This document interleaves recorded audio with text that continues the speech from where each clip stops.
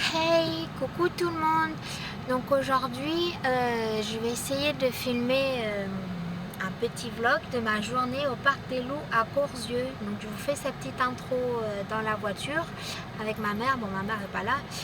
Donc je vous fais sa petite intro et puis je ferai le montage, enfin bref, voilà, et puis je la mettrai en ligne, voilà. Je la partagerai sur les réseaux aussi, petit extrait. Comme ça après vous irez sur ma page YouTube. Bon voilà, c'était juste pour vous prévenir qu'on va passer la journée à Corzieux avec ma mère, mes neveux et ma nièce. Donc voilà, donc je vous fais de gros bisous, peace et bon visionnage. Et nous voilà arrivés à Corzieux. Donc je ne sais pas si vous m'entendez avec le bruit qu'il y a, mais nous voilà arrivés à Corzieux avec mon neveu, ma nièce et ma mère.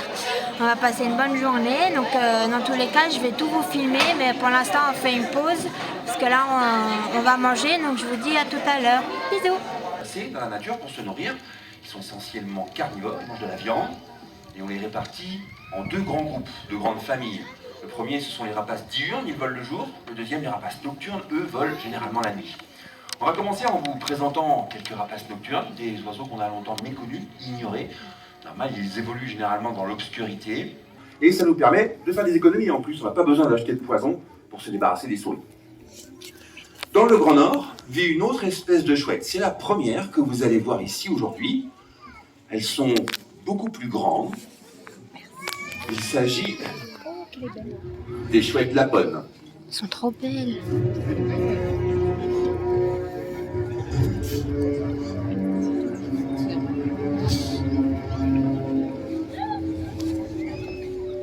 Alors, comme je vous l'ai dit il y a quelques instants, ces oiseaux, ils vont passer juste au-dessus de vos têtes. Donc, pas de panique, encore une fois. Elle est où? Aucun danger.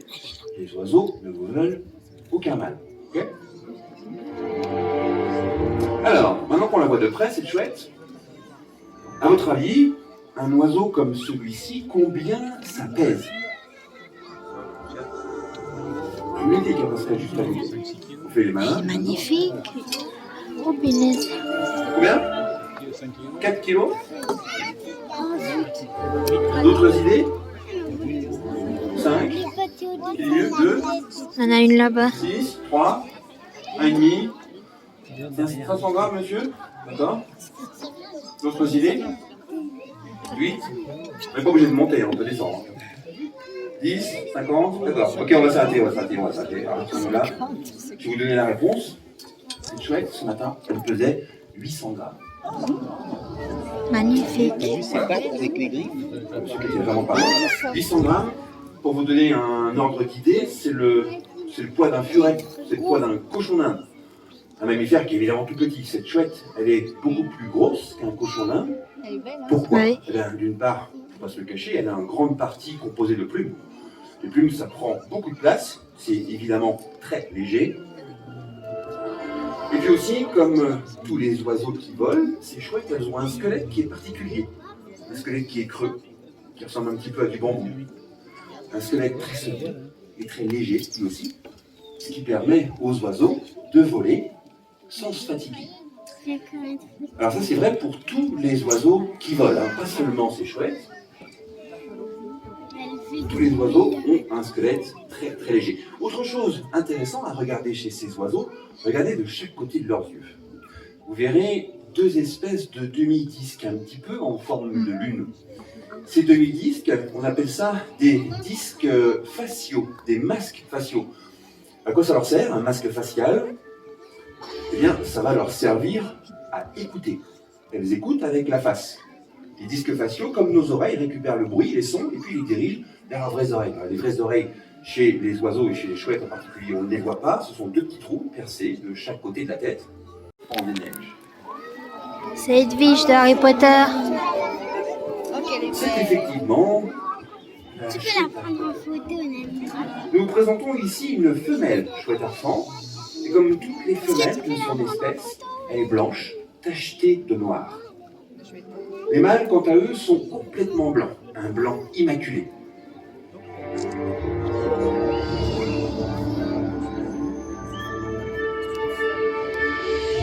Ça veut dire qu'on vous ment au cinéma, Oui. puisque Edwige, la fameuse chouette d'Harry Potter, Elle s'appelle Edwige, mais elle est toute blanche, c'est donc en fait un mâle, c'est un garçon. Alors récemment, les scientifiques ont également reclassé ces oiseaux dans la famille des hiboux. Ils se sont rendus compte qu'ils étaient beaucoup plus proches des hiboux que des autres chouettes. Alors, nous, on l'appelle les chouettes arfans. On n'a pas d'autre nom pour cet oiseau, mais vous pouvez mémoriser qu'il s'agit en fait d'un hibou. Ça passé très vite cet oiseau, c'est le hibou grand-duc du Bengale. Je vois pas sur mon écran. Hibou, on la voit de chaque côté de la tête de ce hibou. Vous voyez, deux petits toupets de plumes. On prend souvent un tort pour leurs oreilles. Ce ne sont pas des oreilles, ce sont des plumes qu'on appelle des aigrettes et qui lui servent à communiquer avec les autres hiboux, à exprimer son humeur. Généralement redressé, l'oiseau est plutôt calme et détendu. Couché, l'oiseau est relativement de mauvais poil. Il est souvent mauvais poil. Et c'est la différence entre les chouettes et les hiboux, c'est la seule différence, car les chouettes n'ont pas d'aigrettes. Les hiboux possèdent également des masques faciaux, exactement comme les chouettes, ils ont de très bonnes oreilles eux aussi. Et on va tenter de vous en présenter d'autres, des hiboux. On va juste laisser notre grand-duc du Bengale repartir. On va faire avoir l'air de vol pour lui tout seul. Tu peux me prendre en photo? C'est difficile, tu sais. C'est difficile. Mais je l'ai pris quand je t'ai traversé comme ça, mais je ne sais pas si je l'ai eu. Et on va vous en présenter d'autres maintenant. Tout d'abord, le plus grand, il a raté son entrée, mais c'est pas grave. Le plus grand des rapaces nocturnes américains. Un petit peu timide, hein, mais elle va sortir. D'ici quelques instants peut-être, avant la nuit. Voilà. C'est le hibou grand-duc de Virginie. Alors, le grand-duc de Virginie, ah là, voilà. Il était déçu d'avoir raté son entrée. Le grand-duc de Virginie, donc le plus grand des rapaces nocturnes américains.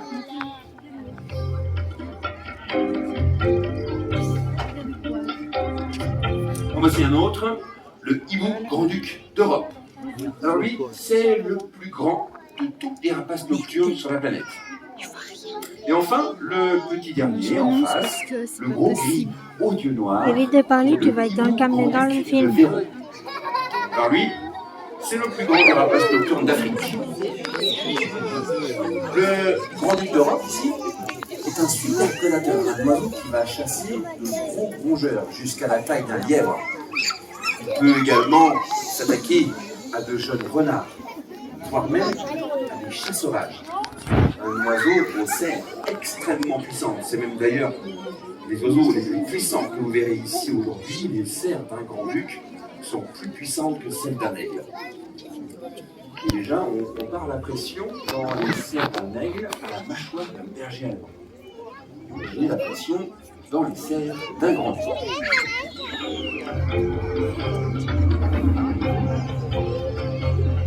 Alors le grand-duc de Véro, gros gris aux yeux noirs, eh bien lui, il a une autre particularité, après être le plus grand des rapaces nocturnes africains, une autre particularité, c'est l'un des rares hiboux qui est capable de pêcher, d'attraper des poissons à la surface de l'eau, exactement comme le feraient certains aigles.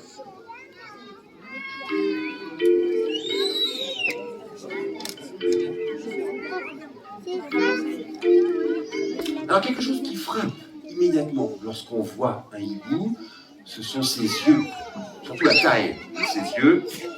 Ils ont des yeux énormes par rapport au reste du corps. Alors ça c'est vrai chez tous les oiseaux, pas seulement chez l'hibou, mais proportionnellement, si vous aviez des yeux de la même taille que ce hibou, vos yeux seraient de la taille d'un pamplemousse. C'est de très beau. Pour un crâne qui lui par contre est tout petit, à peine plus gros qu'une balle de golf. De très gros yeux, un tout petit crâne, il n'y a pas la place pour que les yeux bougent à l'intérieur. Ils sont fixes, vous pouvez regarder à gauche, à droite sans bouger la tête. Les oiseaux ne peuvent pas. Donc pour compenser, la nature les a dotés d'un cou extrêmement flexible. Ils peuvent tourner la tête, et comme ici, à presque 270 degrés. Ils regardent dans leur dos, sans bouger le reste du corps. Voilà. Et enfin, pour terminer, eh bien, ces oiseaux, comme les chouettes, ont un vol parfaitement silencieux. On n'entend absolument rien lorsque l'oiseau passe. Ça, c'est grâce à leurs plumes. Ils ont des plumes feutrées, épaisses, recouvertes d'un duvet qui étouffe les sons, ce qui permet à ces oiseaux de voler sans un bruit et de surprendre leur proie la nuit quand ils chassent. Alors, ils nous quittent maintenant, ces rapaces nocturnes. On va passer dans le domaine des rapaces diurnes, les oiseaux qui volent et qui chassent pendant la journée. Et on va vous présenter un oiseau emblématique en fauconnerie qui lui a laissé son nom. Il s'agit du faucon. C'est bien. Le mot 3 qui suit. Alors le faucon, c'est le parfait chasseur d'oiseaux. Un oiseau lui aussi, mais il est taillé pour la vitesse grâce à leurs ailes en forme de faux. On a vu certains faucons voler à plus de 1000 mètres d'altitude et on a chronométré le faucon pèlerin en piqué à 350 km/h. Cet oiseau, c'est l'animal le plus rapide sur la planète. Aujourd'hui, on va vous présenter un autre faucon un peu moins connu, c'est un faucon lanier, une jeune femelle. Cette espèce nous vient du pourtour méditerranéen. Il est un peu moins rapide que le pèlerin, c'est vrai. On va quand même tenter de vous faire démonstration de sa technique de chasse. La voici. Elle fait son apparition. Maintenant, elle prend la mesure du vent qui souffle aujourd'hui, de la météo, afin de pouvoir s'élever, de pouvoir voler, surtout sans effort. Et lorsque c'est chose faite, elle prend son envol.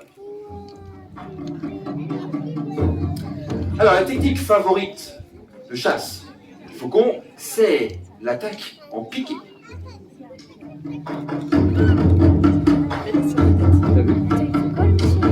Alors, je propose à l'oiseau ici l'exercice du leurre. Le leurre, c'est ce petit croissant de cuir que je fais tournoyer. L'oiseau l'attaque exactement comme il le ferait avec une proie dans la nature.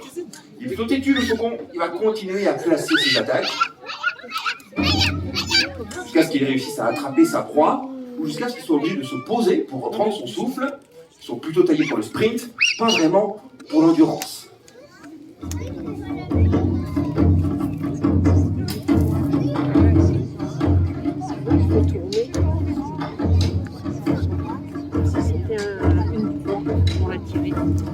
Il place une attaque, recommence, reprend de l'attitude, replonge sur sa proie.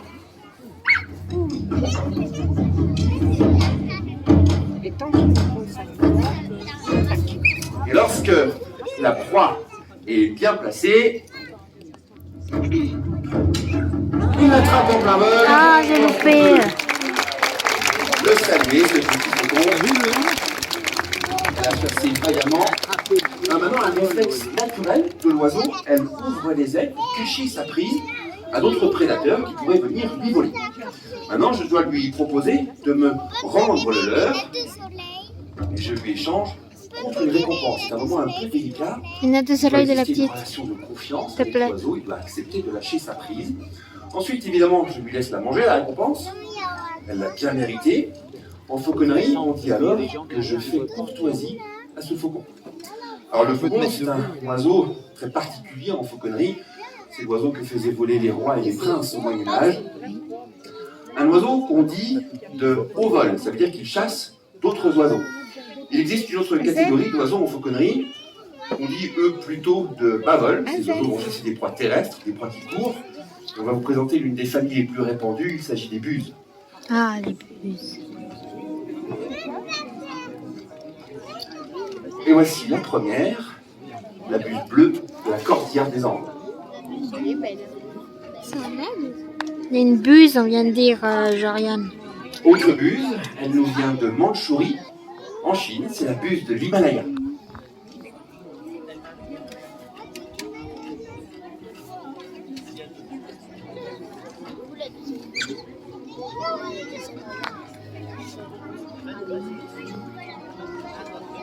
Et enfin, elles nous viennent d'Amérique du Nord, elles vivent et chassent en groupe, un peu comme les loups. Les buses de Harris.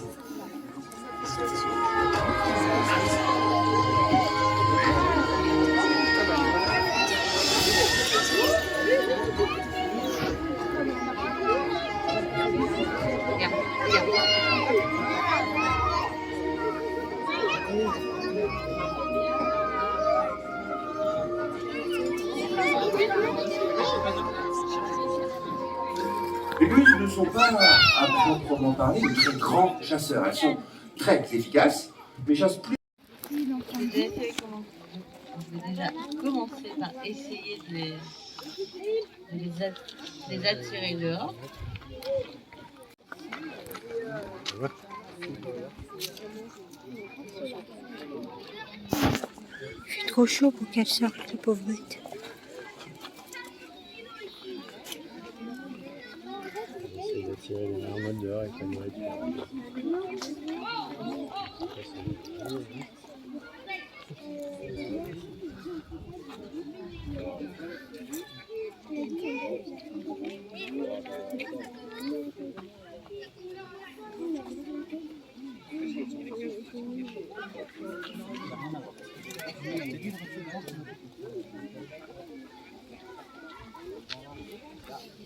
Alors, comme nous, les marmottes, elles souffrent un peu de la chaleur. Il fait beaucoup plus frais dans le terrier, donc c'est peut-être pour ça qu'elles n'ont pas forcément envie de sortir tout de suite. On va leur laisser un peu de temps et on va commencer tranquillement l'animation. Alors, est-ce que vous savez d'où elle vient, la marmotte? Dans quel environnement elle vit? La montagne? Dans la montagne, très bien. Et plus particulièrement, elle dort où? Alors, on appelle... Voilà, un terrier, c'est bien. Oui, ça y est, elles sortent, elles prennent leur temps. Elles rentrent, elles sortent, elles vont bien finir par venir. Donc oui, la marmotte, elle vit en montagne, entre 1300 et 3000 mètres d'altitude.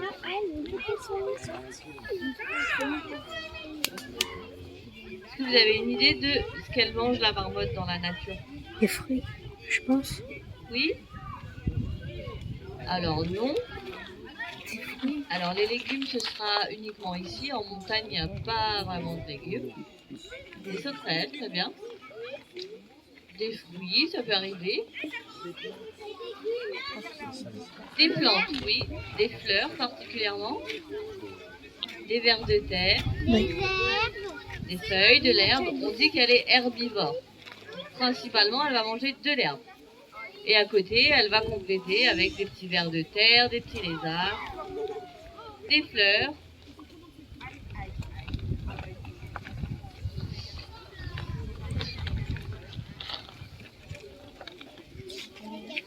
Et ici, je vais leur donner des légumes principalement. Ça, de la courgette, du chou, de la carotte, un peu de pommes parfois. Non, pas la banane. Et je leur donne des granulés également. Alors ça, c'est des compléments, c'est des minéraux et des vitamines en plus pour compléter les légumes.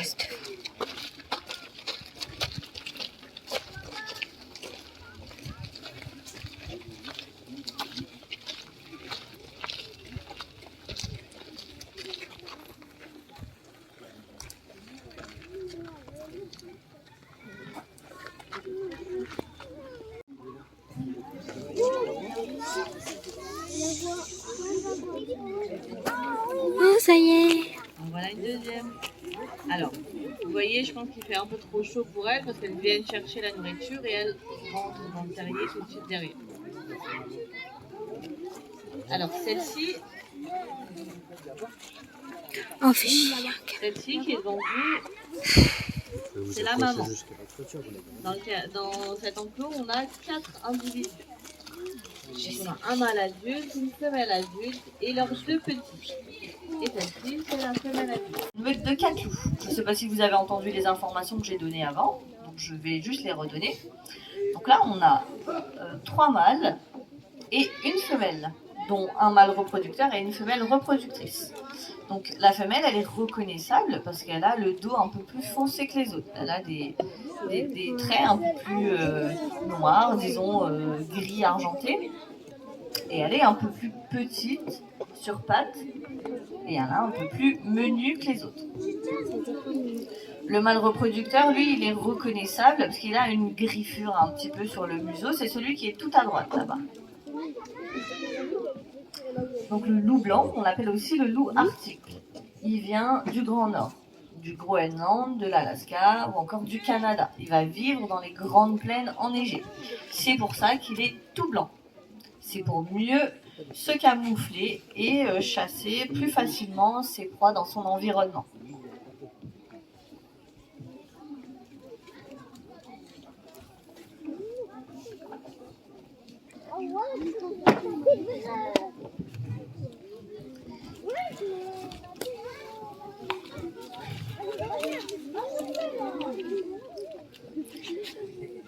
Alors, comme vous pouvez voir, je ne sais pas si vous remarquez, mais le loup blanc, il est un peu plus haut sur pattes que le loup gris. Il a les pattes beaucoup plus grandes et plus fines. Il est plus haut sur pattes, il est plus gros et il sera plus lourd également. Le loup gris, il va peser entre 40 et 45 kg et le loup blanc, il pèsera entre 45 et 50 kg. Il chassera des proies plus grosses que le loup gris. Et il a une petite particularité, il a les pattes légèrement palmées, ce qui lui permettra de ne pas s'enfoncer dans la neige.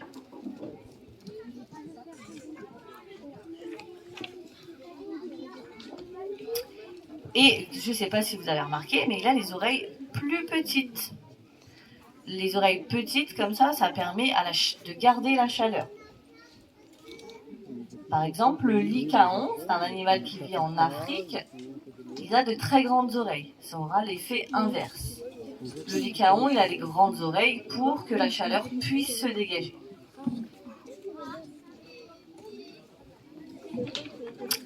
Alors, comme avec nos loups gris ce matin, on va leur donner à nos loups blancs des glaçons pour les rafraîchir. Alors eux, ils n'en ont jamais eu encore. Je ne sais pas trop comment ils vont réagir. Donc on va voir tout ça maintenant, en espérant qu'ils apprécient. Pardon ?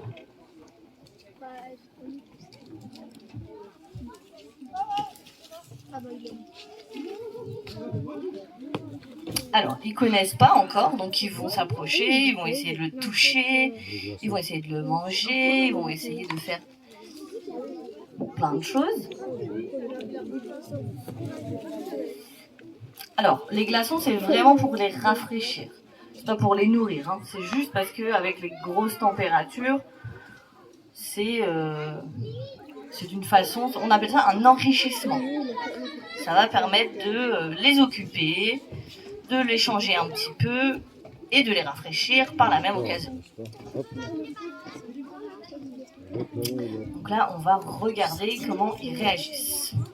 Alors, ils ont plutôt l'air de venir les chercher et d'aller se cacher pour les déguster.